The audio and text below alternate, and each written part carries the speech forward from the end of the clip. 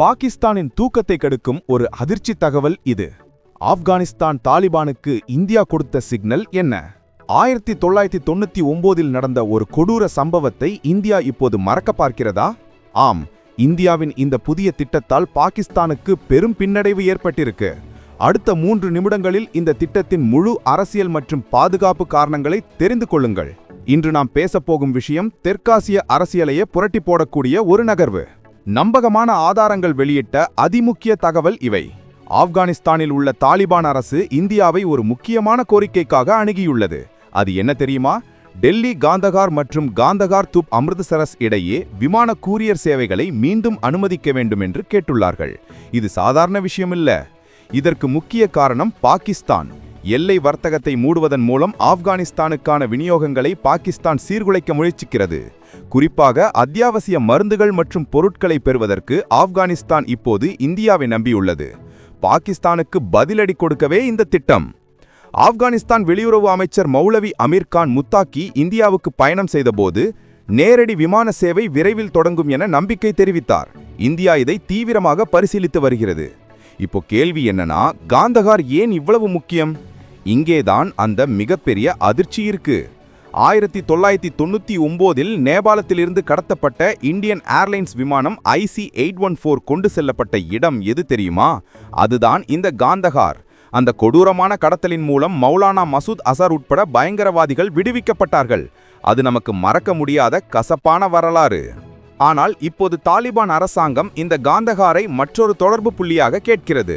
வர்த்தகத்தை நிலைநிறுத்த, குறிப்பாக மலிவு விலையுள்ள மருந்துகள் மற்றும் அழியக்கூடிய ஆப்கானிய பொருட்களை இந்தியாவிற்கு கொண்டு வர இந்த வழி தேவை.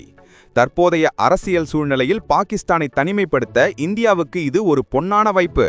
போன காலத்தில் நடந்த கசப்பை மறந்தாலும் ஒரு தீவிரமான பாதுகாப்பு மறு ஆய்வு, அதாவது செக்யூரிட்டி ரிவ்யூ நடத்தப்பட்டு வருவதாக கூறப்படுகிறது. இருப்பினும் பாகிஸ்தான் தனது வான்வெளியை மூடினால் கூட ஆப்கானிஸ்தான் விமான நிறுவனங்கள் வழியாக இந்த சேவையை இயக்க முடியும்.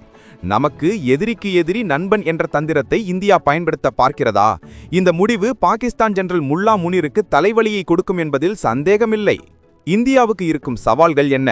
முதலில் 1999 கடத்தல் சம்பவம் தந்த அச்சத்தை போக்குவது. இரண்டாவது, பாகிஸ்தானின் அச்சுறுத்தலுக்கு அஞ்சாமல் இந்த சேவையை தொடங்குவது. மூன்றாவது, தாலிபான் நிர்வாகத்துடனான உறவுகளை கவனமாக கையாளுவது.